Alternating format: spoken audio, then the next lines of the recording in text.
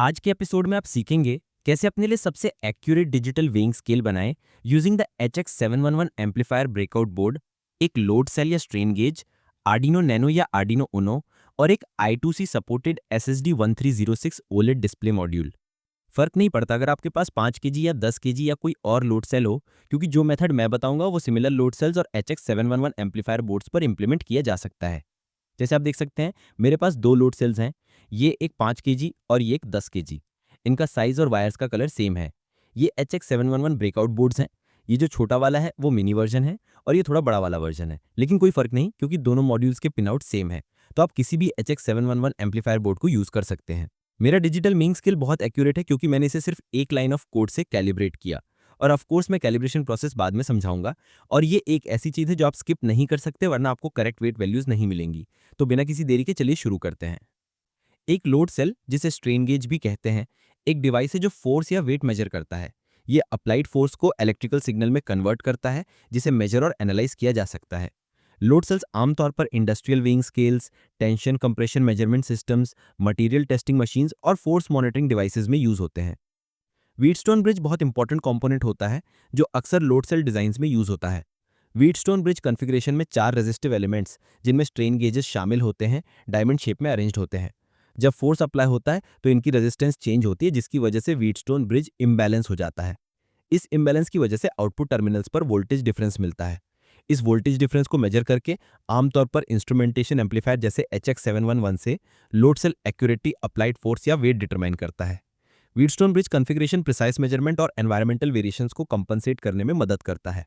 HX711 amplifier module के different gain values होते हैं जो सिलेक्टेबल हैं, 32, 64 और 128। इनमें से किसी भी गेन को प्रोग्राम में सेलेक्ट करके यूज किया जा सकता है। HX711 एक 24 बिट ADC है, जिसमें एम्पलीफायर होता है जो डेटा शीट के मुताबिक मैक्सिमम गेन 128 प्रोवाइड करता है। जैसे कि आप देख सकते हैं, एक साइड पर हमारे पास GND, DT, SCK और VCC पिन्स हैं, और दूसरी साइड पर हमारे पास E+, E-, A-, A+, B- और B+ होते हैं। मैंने इस 5 केजी लोड सेल को एक मेटल फ्रेम पर स्क्रू किया है। आप अपना लोड सेल वुडन शीट पर भी फिक्स कर सकते हैं। जब लोड सेल को फिक्स करते हैं तो एरो हेड पर खास तवज्जो दें, वो डाउनवर्ड डायरेक्शन की तरफ पॉइंटिंग होना चाहिए। ऊपर वाली साइड पर मैंने स्टील प्लेट अटैच की हुई है, मेरे लिए ये बेस्ट सेटअप था। लोड सेल के रेड और ब्लैक वायर्स को HX711 एम्पलीफायर बोर्ड के E+ और E- पर कनेक्ट करें। लोड सेल के व्हाइट और ग्रीन वायर्स को HX711 बोर्ड के A- और A+ पर रिस्पेक्टिवली कनेक्ट करें। HX711 बोर्ड के VCC और GND पिंस को आर्डिनो के 5 वोल्ट और GND पर कनेक्ट करें। मेरे केस में मैंने ये वायर्स आर्डिनो वेन और GND पिन से कनेक्ट की हैं, क्योंकि ये 5 वोल्ट 3A पावर सप्लाई से जुड़े हुए हैं। SCK और DT पिंस को आर्डिनो के पिंस 2 और 3 पर कनेक्ट करें। SSD1036 OLED डिस्प्ले मॉड्यूल के VCC और GND पिंस को आर्डिनो के 3.3 वोल्ट और GND पिंस पर कनेक्ट करें।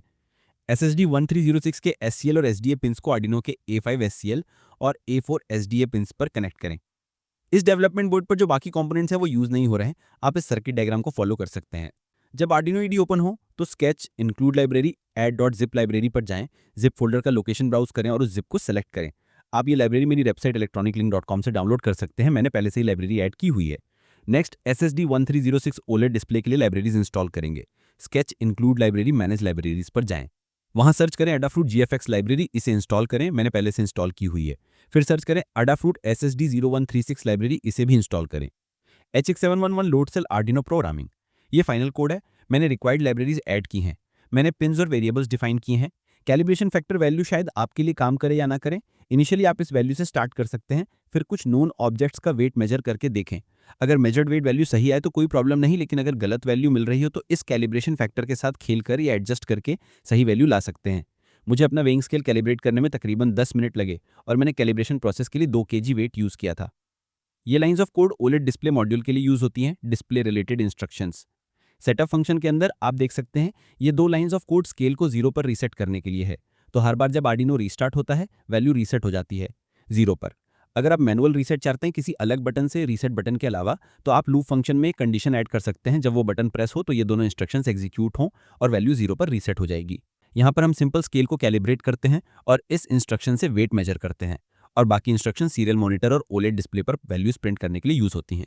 मैंने ये प्रोग्राम अपलोड कर दिया है। अब चलिए आर्डिनो इस डिजिटल वेइंग स्केल को एक्शन में देखते हैं। उम्मीद है आपको आज का प्रोजेक्ट पसंद आया। वीडियो को लाइक और अपने दोस्तों के साथ शेयर करें। अगले प्रोजेक्ट में मिलते हैं। Thanks for watching.